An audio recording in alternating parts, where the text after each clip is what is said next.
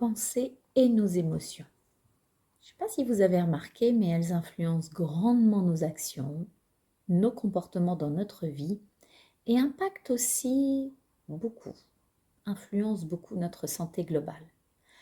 Bonjour tout le monde, je m'appelle Delphine et je suis passionnée par tout ce qui concerne notre cerveau, nos pensées, les réactions de notre corps via nos émotions.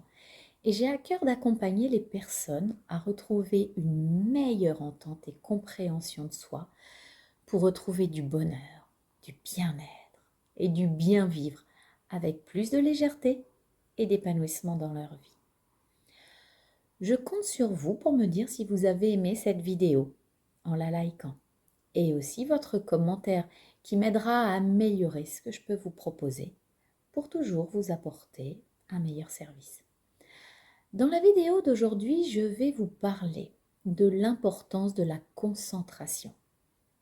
Suite à une interview que j'ai suivie d'un prêtre hindou, Dandapani, je vais également vous partager des techniques de gestion de la concentration et des retours d'expérience. Dandapani, c'est un prêtre hindou. C'est aussi un ancien moine qui a été pendant une dizaine d'années dans un monastère et il en a profité pour s'entraîner à développer toute son attention et sa concentration, renforcer ainsi son mental, sa discipline et sa volonté. Alors dites-moi, la concentration et vous, est-ce que vous avez des pensées qui s'évadent un peu, parfois, tout le temps? Alors je vais vous avouer quelque chose. Vous êtes un expert de la distraction.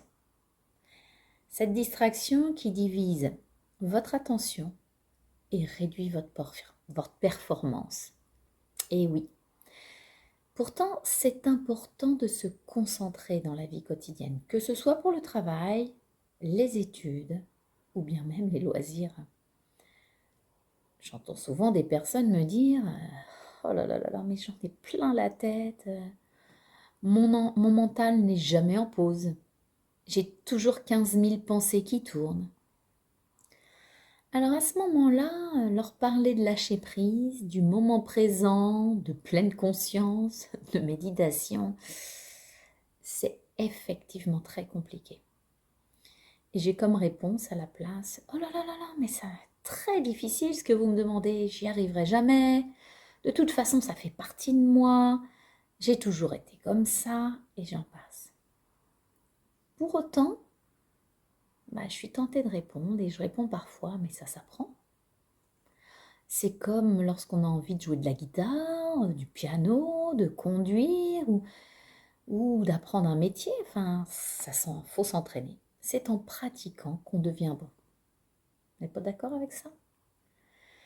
C'est à se demander, tout compte fait, si nous avons oublié, à moins que nous ne savons pas ou nous ne savons plus se concentrer. Pourtant, c'est la base pour accomplir toute chose, et cela avant même de planifier quoi que ce soit. Certains ont trouvé le coupable. Ah, mais c'est la faute aux nouvelles technologies, le smartphone, Internet, les réseaux sociaux, les bruits ambiants autour de soi, le stress, la fatigue, la démotivation, et puis je suis sûre qu'il y en a bien d'autres encore. Mais au fond, je ne crois pas que ça soit vraiment ça. Je dirais plutôt que c'est notre incapacité à être focus sur une chose ou une conversation. Une chose à la fois, évidemment. Alors, on s'éparpille, on se disperse dans nos pensées, dans nos actes. Une perte de temps considérable et une perte d'énergie aussi.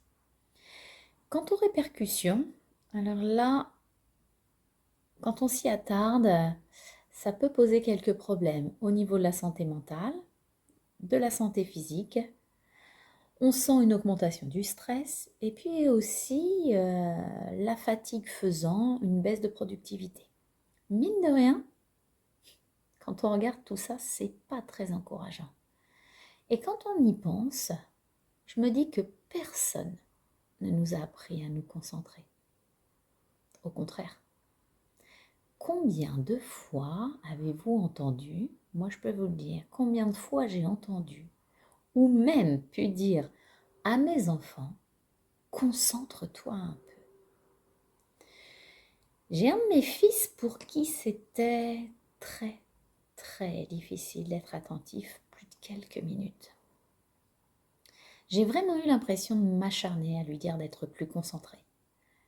J'avais vraiment pas réalisé que jamais je ne lui avais expliqué non plus comment on se concentrait. L'inattention, ouille, ça lui a entraîné des problématiques de mémorisation et donc d'apprentissage pour le conduire au final vers le dégoût de la scolarité, sans compter la perte de confiance en soi. Pour autant, il était capable d'être attentif et très attentif à ce qu'il passionnait. Au travail, c'est pareil. Quand on regarde bien, les managers parlent souvent en disant « Bon, allez, on avance là et on se concentre sur le sujet, là, on a une date limite à respecter. » Autre exemple aussi, quand vous lisez, est-ce que ça vous arrive de relire plusieurs fois le même passage? Moi, personnellement, ça m'arrive. À ce moment-là, c'est là que je m'aperçois que je suis déconcentrée, en plus de perdre du temps et puis de m'épuiser.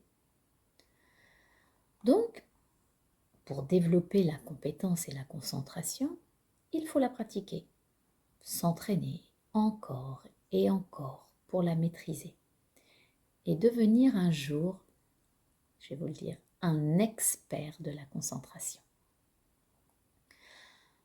Alors j'espère que nous avons la même définition de ce que veut dire se concentrer. Pour moi, se concentrer, c'est une façon de maintenir son attention sur une chose pendant un long moment. Si je suis capable de garder mon attention sur quelqu'un sans que mes pensées s'échappent à droite et à gauche, alors je suis concentrée. À l'inverse, si je suis distraite ou que mes pensées s'évadent, alors je peux utiliser ma détermination, cette zone supérieure de ma conscience, de mon esprit, pour me permettre de ramener mon attention et la maintenir. Plus je développe cette capacité, mieux je peux piloter mes pensées et moins elles me dominent aussi. Quand on s'entraîne à ramener tout le temps son attention sur le sujet du moment, on améliore nettement notre capacité à mémoriser.